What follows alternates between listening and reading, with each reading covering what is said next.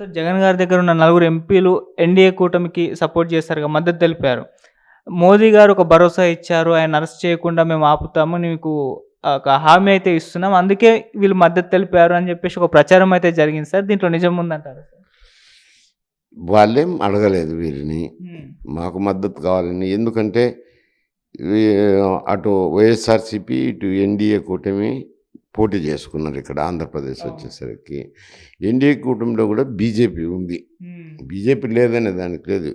బీజేపీకి 4 సీట్లో, 5 సీట్లో, ఎన్ని సీట్లో కొన్ని సీట్లు ఇచ్చి ఎన్‌డీఏ కూటమిని ఏర్పాటు చేసినారు. అవును. ఎన్నికల్లో పోయి ప్రజల్లోకి వెళ్ళి ఎన్‌డీఏ కూటమి తరపునే మాట్లాడినారు. ప్రధానమంత్రి గారు కూడా వచ్చి 2 సమావేశాల్లో ఎన్‌డీఏ కూటమి అభ్యర్థులను గెలిపించమని కోరడం కూడా జరిగింది. అటువంటప్పుడు ఎన్‌డీఏలో పాత్ర వహించుతాన్నప్పుడు, ఎన్‌డీఏకు వాళ్ళు మద్దతు తెలుపుతాన్నప్పుడు, వారి ప్రత్యర్థులను మాకు సపోర్ట్ చేయండి, మద్దతు ఇవ్వండి అని ఎవరు అడగరు. హ్మ్. కాకపోతే వీళ్ళు మరి ఏ కూటమిలోనూ లేరు. అటు ఇండియా కూటమిలోనూ లేరు, ఇటు ఎన్‌డీఏ కూటమిలో లేరు. స్వతంత్రంగా ఉన్నారు. హ్మ్. స్వతంత్రంగా ఉన్నారు కాబట్టి వారి నిర్ణయం వాళ్ళు తీసుకోవచ్చు. వాళ్ళు అడగకపోయినా మేము ఎన్‌డీఏ కూటమి ఆహ్, చేసే ప్రతిపాదనలకు సమర్థించుతాము అని అన్నారు. హ్మ్. దాంట్లో చూడాల్సిందేముంది, భూతద్దం వేసుకొని చూడాల్సినదేం అవసరం లేదు అంట. ఓకే. దానికోసం మాకు కేసులు మీరు విచారణ చేయొద్దంటే ఎవరు ఊరుకోరు అంట. ఓకే. ఉంటే ఉండు, పోతే పో అంటారు కదా! ఒక పార్టీ పెట్టుకున్నారు. హ్మ్. 100కు 100% సీట్లు గెలిచారు. ఎక్కువ ఇచ్చారో, తక్కువ ఇచ్చినారో అని బాధపడలేదు. ఆయన ఒకటే ఒక ధ్యేయంతో మాట్లాడుతూ వచ్చినారు. వైఎస్ఆర్‌సీపీ ని ప్రభుత్వం నుంచి దించివేయాలనేదే నా ధ్యేయము. వైఎస్ఆర్‌సీపీ వ్యతిరేకమైన ఓట్లు చీలకూడదనేదే ఆలోచనతోనే వచ్చినారు ఇక్కడికి. అవును. వచ్చినారు. వారికి కూడా సముచితమైన గౌరవం ఇస్తున్నారు ముఖ్యమంత్రి గారు. హ్మ్. అటు ప్రధానమంత్రి కూడా ఆయనకు సముచితమైన గౌరవం ఇచ్చినారు. అవును. ఇచ్చినాక ఆయన కొంచెం ఆదర్శ భావాలతోనే మెలగాల్సింది ఉంటుంది. ఎందుకంటే ప్రజలు కూడా ఆయన దిక్కు చూస్తున్నారు. ఏమి ఎట్ట చేస్తారు పరిపాలన ఏమి అని చూస్తున్నారు. ఓకే. ఇంతకుముందు పరిపాలనలో ఉన్నోళ్ళైతే ఏదో అర్థమవుతారు.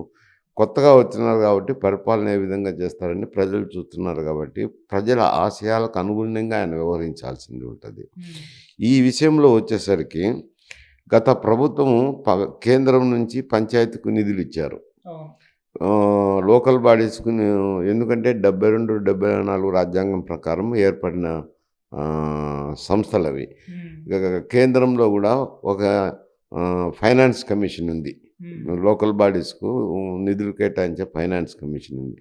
ఆ నిధులను గూడా పంచాయతీలకే డైరెక్ట్‌గా వాళ్ళు వేస్తా వస్తున్నారు. ఎందుకంటే రాష్ట్ర ప్రభుత్వాలకు ఇస్తే రాష్ట్ర ప్రభుత్వాలే వాడుకుంటున్నాయి. పంచాయతీలకు ఇవ్వటం లేదనేది ఒక అపవాదు ఉంది కాబట్టి నేరుగా పంచాయతీలకే నిధులు హ్మ్, హ్మ్, పంపిస్తున్నారు. హ్మ్. కానీ అటువంటి నిధులను కూడా ఉదయం వెళ్ళి చూస్తే నిధులు వచ్చినాయి, అకౌంట్లలో పడినాయి పంచాయతీలకు. హ్మ్. మళ్ళా రాత్రికి మాయమైనాయి. అంటే ప్రభుత్వం అన్నిటినీ వెనక్కు తీసుకున్నది ఆంధ్రప్రదేశ్ ప్రభుత్వం. హ్మ్. ఇప్పుడు పంచాయతీల్లో ఎక్కడ కూడా నిధులు లేవు. ఓకే. మండలాల్లో మండల ప్రజా పరిషత్తుల్లోనూ లేదు, జిల్లా పరిషత్తుల్లోనూ లేదు, లోకల్ బాడీస్‌లోనూ గూడా పంచాయతీలో గూడా ఎక్కడ గూడా నిధులు లేవు, పనులేమీ జరగటం లేదు. హ్మ్. వాళ్ళు గూడా బాధపడుతున్నారు. మాకు నిధులేమి లేదు, మేము సర్పంచులు ఏం ఉపయోగం, మండల ప్రజా పరిషత్ చైర్మన్‌లు ఏం ఉపయోగం, మున్సిపల్ చైర్మన్‌లు ఏం ఉపయోగం అని చాలామంది బాధపడే వాళ్ళున్నారు. అయితే మెజారిటీ పీపుల్ వైఎస్ఆర్‌సీపీ వాళ్ళు అయినారు గాబట్టి మెజారిటీ ఏం లేదు, 90% వాళ్ళే ఉన్నారు కాబట్టి ఉండినా వాళ్ళకు బాధ ఉన్నా నోరు మెదపకుండా ఉన్నారు. కానీ లోపలైతే బాధపడుతున్నారు. ఓకే. అటువంటి ఇప్పుడు ఈయన కొత్తగా వచ్చినాక ఏమైనా నిధులు ఇస్తారనే దానికి మళ్ళా కొత్త బడ్జెట్ రావాల్సిందే గదా! హ్మ్. రేపు బడ్జెట్ వచ్చినప్పుడు వాళ్ళకు నిధులు కేటాయించాల్సిందే వస్తది. ఓకే. పాత నే లాస్ట్ ఇయర్ బడ్జెట్ అయితే మొత్తం ఊడ్చుకుపోయింది ప్రభుత్వం. ఇప్పుడు దాంట్లో నిధులు లేదు. హ్మ్. నిధులు లేదు కాబట్టి నేను గూడా శాలరీ అనేది పంచాయతీల్లో నుంచి రాదు గానీ రాష్ట్ర ఖజానా నుంచి వస్తది. ఓకే. ఒక నిరసనను, ఒక ప్రొటెస్ట్‌ను గత ప్రభుత్వం వాడుకొని పంచాయతీలను ఇబ్బందులు పెట్టినారు, లోకల్ బాడీస్‌ను అని ఇబ్బంది పెట్టినారనే దానికి అది నిరసనగా నేను గూడా శాలరీ తీసుకొనున్నారు. ఓకే. తప్పులేమో ఒక ఆదర్శ భావంతో చెప్పినారు అది. ఓకే. ఆయన తీసుకోవాలంటే ఈ రాష్ట్ర ప్రభుత్వం కదా మంత్రి గారికి జీతాలు వచ్చేది. స్థానిక సంస్థల నిధుల నుంచి వాడుకోరు. రాష్ట్ర ఖజానా నుంచి వస్తాయి వాళ్ళ నిధులు. కానీ అది ఒక ప్రొటెస్ట్గా నేను తీసుకొని ఉన్నాను, అంటే ఒక ఆదర్శ భావంతో తీసుకొని ఉన్నారు. అంటే అది అంటే గత ప్రభుత్వం కొంత సిగ్గుతో తల ఉంచుకోవాలి. ఎవరికో వచ్చిన నిధులను మేము తీసుకున్నాము, ఇప్పుడు అది మంత్రి గారు బయటపడుతున్నారనే దానికి ఆయన నిరసన వ్యక్తం చేసినందుకు చేయొచ్చు, తప్పేముంది అందులో. ఆయన మాట్లాడిన మాటల్లో తప్పేం లేదు, ఆయన చేస్తున్న నిరసనలో కూడా తప్పు లేదు. ఆయన శాలరీ తీసుకోకుండా ఒక ప్రొటెస్ట్లో ఆ భావాన్ని వ్యక్తీకరిస్తున్నాడు. సార్ ఇటువంటి సిచ్యువేషనే అంటే టీఎస్లో కూడా వచ్చింది సార్. అసలు ఫండ్సే లేవు, మొత్తం కూడా ఖాళీ చేసిపోయింది గవర్నమెంట్, బీఆర్ఎస్ గవర్నమెంట్ అని కాంగ్రెస్ వాళ్ళు వచ్చిన కొత్తలో ఆరోపించారు. మళ్ళీ ఇప్పుడు ఇక్కడ కూడా సేమ్, ఇక్కడ కూడా ఫండ్స్ లేవు అని చెప్పేసి వైసీపీ పైన ఆరోపణలు రావడం చూస్తున్నాం. అంటే పాలనలో ఉన్న గవర్నమెంట్ ఫండ్స్ అన్ని కూడా మొత్తం కూడా వ్యర్థం చేస్తుందా అని జనాల్లోకి ఆ విధంగా వెళ్తుంది సార్. అంటే అసలు ఏ పార్టీ అధికారంలోకి వచ్చినా కూడా ఎన్ఐఎస్ఐకి వేరే పార్టీ అధికారంలోకి వస్తే ఫండ్స్లో ఏమి ఉండవా అని అంటున్నారు. అంటే అది ఆ ప్రభుత్వాలు బట్టి ఉంటుంది. ఇప్పుడు వాళ్ళైతే అతనైతే ప్రొటెస్ట్ చేసినాడు కాబట్టి రేపు స్థానిక సంస్థలకు వచ్చే నిధులను వాడుకునేదానికి అవకాశం ఉండదు. ఎందుకంటే ఈ హిమ్సెల్ఫ్ ప్రొటెస్టింగ్, ఈ నిధులు వాడినారు కాబట్టి నేను శాలరీ తీసుకొని నేను ఒక ప్రొటెస్ట్గా నిరసన ప్రకటించినారు కాబట్టి ఆ ప్రభుత్వం వాళ్ళ నిధులను వాడుకునేదానికి ప్రయత్నం చేయకపోవచ్చు. ఇక్కడ బీఆర్ఎస్ ప్రభుత్వం కూడా చేసిందంటే చేసినారు, వాళ్ళు కూడా చేసినారు శిక్ష అనుభవించుతున్నారు కదా. ఇక్కడ కూడా తప్పే కదా అది. వాళ్ళకు స్థానిక సంస్థలకు వచ్చిన నిధులను వీళ్ళు వాడుకోవడం అనేది తప్పు. నీకు వచ్చిన నిధులను నువ్వు ఖర్చు పెట్టు, కానీ ఏదో ఒక విధంగా వాళ్ళ నిధులను మీరు వాడుకోవడంలో అనేది మంచి సాంప్రదాయం కాదు.